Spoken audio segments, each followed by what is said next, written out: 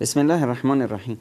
ببین خداوند متعال در سوره قصص چه زیبا فرمودن و اذا سمعوا اللغو اعرضوا عنه، وقتی که حرفای بیهوده و پوچ رو میشنوند خودشونو میذارن برن کنار. و قالوا لنا اعمالنا ولکم اعمالکم، ما کارهای خودمون رو میکنیم، شما بدونید کارتون. سلام علیکم لا نبتغی الجاهلین، سلام علیک بر شما و ما هم نمیخوایم که با جاهلان باشیم.